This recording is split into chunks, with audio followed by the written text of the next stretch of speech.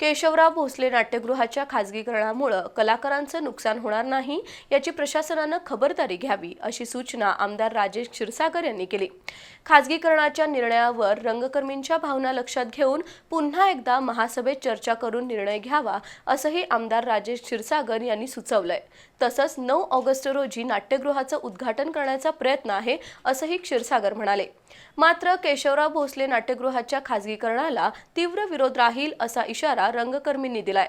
तर दुसरीकडे नाट्यगृहाचं खासगीकरण मान्य नाही असं निवेदन नगरसेवक सुनील मोदी यांनी आयुक्त आणि महापौर यांना दिलंय। केशवराव भोसले नाट्यगृहाच्या व्यवस्थापनाचं खासगीकरण करण्याचा ठराव कोल्हापूर महापालिकेच्या सभेत मंजूर झालाय। त्यामुळे रंगकर्मी नाराज आहेत।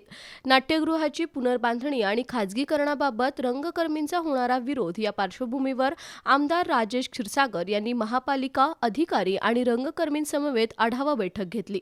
केशवराव भोसले नाट्यगृहाच्या गेल्या 10 वर्षांच्या आर्थिक उत्पन्नाचा आढावा घेतला असता उत्पन्न आणि खर्च याचा ताळमेळ बसत नसल्यामुळे खासगीकरण गरजेचं आहे असं महापौर रूपाराणी निकम आणि आयुक्त डॉक्टर राजेंद्र भारुड यांनी सांगितलं। रस्ते, गटर, सार्वजनिक वाहतूक या सुविधांसाठी महापालिका 100% खर्च करत असते। त्याच पद्धतीनं नाट्यगृह शहराच्या दृष्टीनं अत्यावश्यक गरज आहे।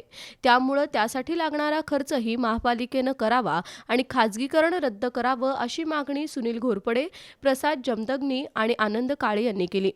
खासगी व्यक्तीला जर नाट्यगृहातून फायदा होत असेल तर महापालिका ते का करू शकत नाही असं सांगत नाट्यगृहाच्या खासगीकरणासाठी नागरिकांच्या हरकती का मागवल्या नाहीत अशी विचारणा केली।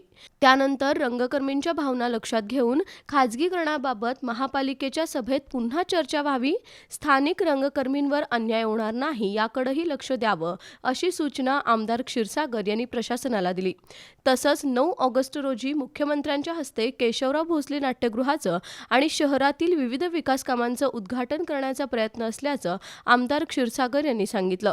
यावेळी रविराज पवार, रोहन घोरपडे, सुनील माने, मुकुंद सुतार, नितीन सोनटक्के, वेदा सोनुले, अवी गायकवाड यांच्यासह रंगकर्मी उपस्थित होते।